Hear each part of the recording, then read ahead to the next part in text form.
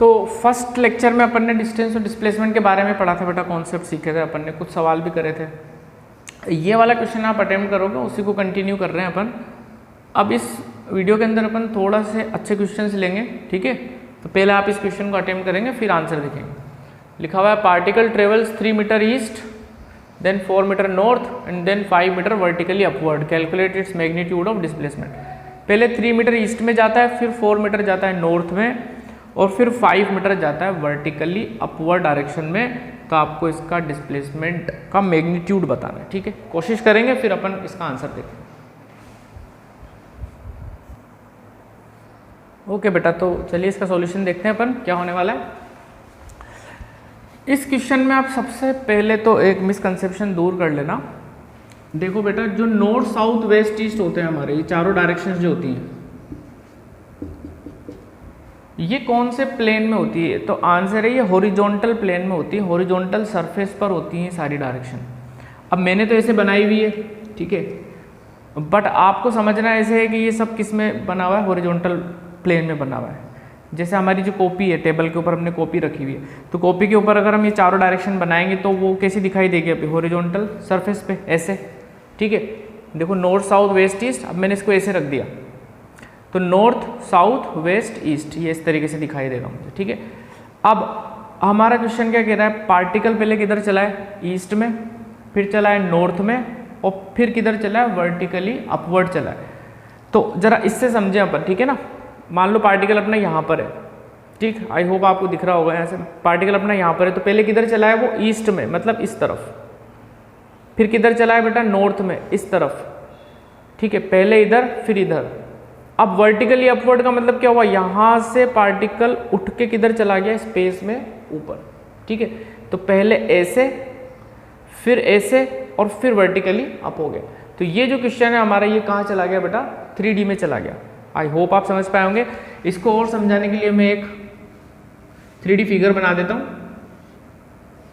जिससे हमें और क्लियरिटी आ जाएगी थोड़ी सी। क्योंकि जनरली बच्चे क्या करते हैं, ये डायग्राम ऐसे बना हुआ है तो वो ऐसे समझते हैं ईस्ट नॉर्थ और वर्टिकली अपवर्ड को भी ऊपर ही कर देते हैं, तो ये चीज़ हो जाएगी गलत। इसको ईस्ट मान लेते हैं अपन। तो पहले ये चला 3 मीटर ईस्ट में, फिर नॉर्थ हो जाएगा बेटा ये वाली, ठीक है। ये 4 मीटर चला नॉर्थ में, ए से बी से सी।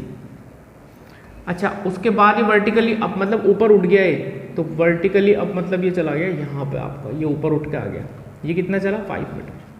अगेन समझना, ये यहाँ से देखना आप, ये आपका ईस्ट, ये आपका नॉर्थ, और वर्टिकली आपका मतलब ये यहाँ पर ऐसे होगा, ठीक है।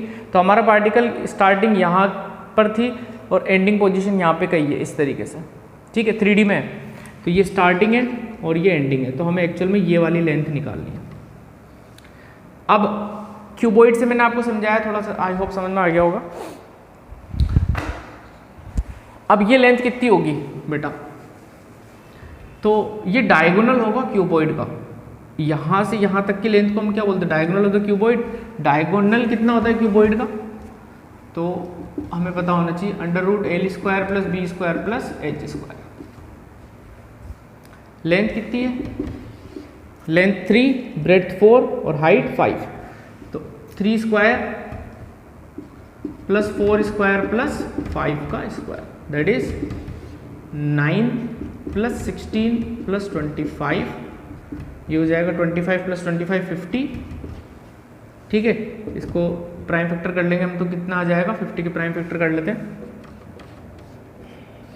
2 25 5, इसका तो पेयर बन जाएगा, तो आंसर आएगा 5√2 मीटर। आई होप आपको समझ में आ गया होगा। चलिए नेक्स्ट क्वेश्चन लेते हैं।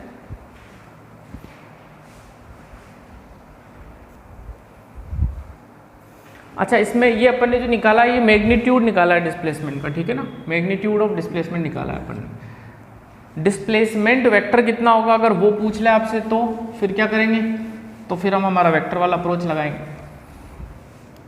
इसके लिए मैं आई कैप लिख देता हूँ, नॉर्थ के लिए जे कैप, और फिर वर्टिकली अप के लिए क्या लिखूंगा? के कैप, जेड डायरेक्शन। तो हमारा जो डिस्प्लेसमेंट वेक्टर होगा इसका कितना होगा बेटा? 3i कैप पहले ये ईस्ट में चला आई कैप, फिर नॉर्थ में चला तो नॉर्थ के लिए जे कैप, और फिर वर्टिकली अप हो गया तो वर्टिकली अप के लिए अपन कौन सा लगाते हैं, के कैप, तो 5 के कैप। ये डिस्प्लेसमेंट वेक्टर होगा, और वैसे भी मैग्नीट्यूड अगर आप निकालोगे तो और आसान हो जाएगा, 3 का स्क्वायर प्लस 4 का स्क्वायर प्लस 5 का स्क्वायर।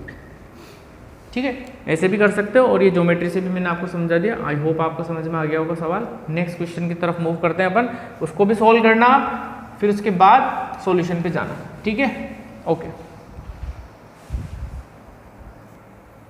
तो नेक्स्ट क्वेश्चन में एक्सप्लेन कर देता हूँ, आपको कोशिश करनी है। आपको एक व्हील है बेटा, ठीक है, एक व्हील है, उसके बिल्कुल टॉप पोजीशन पे एक पार्टिकल है P, व्हील की रेडियस है R। तो हमसे ऐसे कहा जा रहा है कि अगर ये व्हील हाफ राउंड लेता है और रोल करते हुए आगे बढ़ जाता है, ठीक है, ऐसे ये व्हील रखा हुआ है, ये रोल करते हुए आगे बढ़ जाता है अगर, तो फिर इस P पॉइंट का डिस्प्लेसमेंट कितना होगा। ये रोल करते हुए आगे बढ़ रहा है, ठीक है ना, रोल करते हुए क्या बढ़ रहा है, आगे बढ़ रहा है। कोशिश करेंगे, फिर देखते हैं सॉल्यूशन। ठीक है बेटा, आपने कोशिश की, अब देखते हैं इसका आंसर क्या होने वाला है। तो इस P पॉइंट की क्या पोजीशन बनेगी जब ये आधा राउंड आगे बढ़ जाएगा, तो हमें समझना पड़ेगा। देखो ये इस वाली फिंगर पे मैं रख देता हूँ P पॉइंट को, ठीक है, P पॉइंट पे ये फिंगर रख दी मैंने। अब जैसे ये व्हील मूवमेंट करेगा आगे की तरफ, तो इस तरीके से बढ़ता हुआ आगे चला जाएगा, और ये पॉइंट कहाँ आ जाएगा, बॉटम में आ जाएगा। यानी कि जब ये हाफ राउंड ले चुका होगा बेटा, तो ये जो हमारा P पॉइंट है ना बेटा, ये टॉप से कहाँ आ जाएगा, बॉटम पे। ये P पॉइंट आपका यहाँ पर आ गया। तो एक्चुअल में हमें ये वाली लेंथ निकालनी है, ठीक है। ये व्हील जब ऐसे आगे बढ़ता हुआ जाएगा, रोल करेगा, तो आधे राउंड के बाद ये टॉप से कहाँ आ जाएगा, बॉटम पे आ जाएगा। तो हमें कुल मिला के ज्योमेट्री में ये वाली लेंथ को कैलकुलेट करना है। अच्छा, उसके लिए क्या करें, देखो आप, ये ट्राइंगल हमें दिखाई दे रहा है, ये वाला ट्राइंगल दिखाई दे रहा है, राइट एंगल ट्राइंगल। हमें तो ये वाली लेंथ चाहिए, ठीक है ना। अब ये लेंथ कितनी हो जाएगी, ऑफ कोर्स ये डायमीटर के बराबर हो जाएगी, तो ये रेडियस है और ये भी रेडियस है, तो ये टोटल लेंथ तो कितनी हो गई आपकी 2r, ये वाली। तो रही बात इस लेंथ की, तो ये लेंथ कितनी होगी, तो आंसर है, देखो ये जो सरकमफ्रेंस है इसका,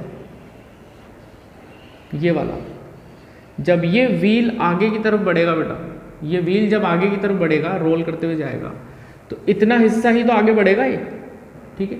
तो ये कितना आगे बढ़ेगा, आंसर है जितना इसका ये वाला हिस्सा है, ये व्हील का, वो ही ग्राउंड पे आगे बढ़ेगा। तो ये हिस्सा कितना होगा, यही तो आगे बढ़ेगा, इसको आगे अपन रोल करा देंगे तो ये हिस्सा होगा आपका कितना, पाई r। तो ये पाई r और ये पाई r इक्वल होंगे, क्योंकि अगर पूरा राउंड ले लेता है, अगर व्हील अगर पूरा राउंड ले लेता है तो कितना आगे बढ़ जाता है, उसके सरकमफ्रेंस जितना। बट यहाँ पे कितना राउंड लिया है, आधा, तो ये वाली लेंथ जितना आगे बढ़ जाएगा। बस अब तो खेल आसान हो गया। ये 2r है और ये पाई r है, हमें ये वाली लेंथ चाहिए। ये वाली लेंथ कितनी होगी, फिर से लगा देते हैं अपन, क्या, पाइथागोरस थ्योरम। तो परपेंडिकुलर का स्क्वायर प्लस बेस का स्क्वायर, मतलब 2r का स्क्वायर प्लस पाई r का होल स्क्वायर। सोल्व कर लेते हैं, ये कितना होने वाला है, ये हो जाएगा बेटा 4r square plus pi square r square. दोनों में r स्क्वायर कॉमन ले लेते हैं, क्या बचने वाला है, 4 plus pi square. r square को रूट से बाहर लेंगे तो क्या बन जाएगा, r बन जाएगा, r root 4 plus pi square. This is the answer. I hope आपको समझ में आ गया होगा। और कुछ क्वेश्चंस लेते हैं अपन।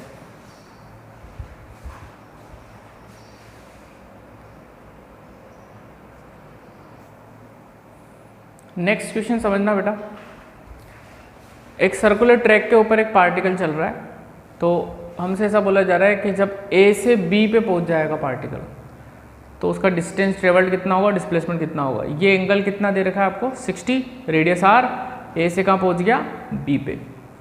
करो कोशिश, देखते हैं, दोनों चीज़ें निकालनी है, डिस्टेंस भी और डिस्प्लेसमेंट भी। ठीक है बेटा, समझते हैं आंसर क्या आएंगे।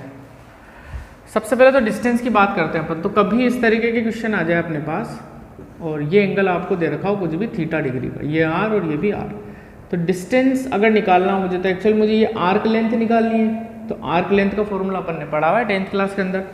क्या फॉर्मूला होगा? तो डिस्टेंस के लिए फॉर्मूला हो जाएगा, देखो पूरे सर्कल का तो 2πr, हमें ये आर्क लेंथ निकालनी है, तो आंसर है ये आर्क लेंथ कैसे निकलेगी? तो इस 2πr को अपन मल्टीप्लाई कर देंगे किससे? θ/360 से। मतलब जितना ये एंगल होगा उसी फ्रैक्शन में हमारा आंसर आ जाएगा। ठीक है, तो आप ये फॉर्मूला याद रखेंगे डिस्टेंस के लिए 2πr θ/360। कॉन्सेप्ट को लगाते हैं वहाँ पे अपन, तो कितना डिस्टेंस आएगा? थीटा कितना दे रखा है अपन को? थीटा हमें दे रखा है 60 डिग्री, तो 60/360 दैट इज 6, ये कट गया 3 टाइम्स, तो हमारा आंसर होएगा डिस्टेंस का तो πr/3। ठीक, तो ये जनरल फॉर्मूला आप याद रखेंगे। एक्चुअल में आर्क लेंथ है जो हमने 10th में पढ़ी हुई थी। अब डिस्प्लेसमेंट का क्या करें देखते हैं। तो डिस्प्लेसमेंट के लिए आपको अब थोड़े से वेक्टर की ज़रूरत पड़ने वाली है। मैं एक फॉर्मूला आपको सजेस्ट कर रहा हूँ इन क्वेश्चंस के लिए, आप अगर वो फॉर्मूला याद रख लेते हैं तो आपको डिस्प्लेसमेंट का आंसर मिल जाएंगे इजीली। ठीक है, डिस्प्लेसमेंट आप इस फॉर्मूले से निकाल लेना, कभी ऐसे थीटा एंगल आ जाए तो 2r sin θ/2 कर लेना, आंसर मिल जाएगा। ठीक है, ये रिजल्ट कहाँ से लाए? तो वेक्टर सब्ट्रैक्शन से ये रिजल्ट आया है।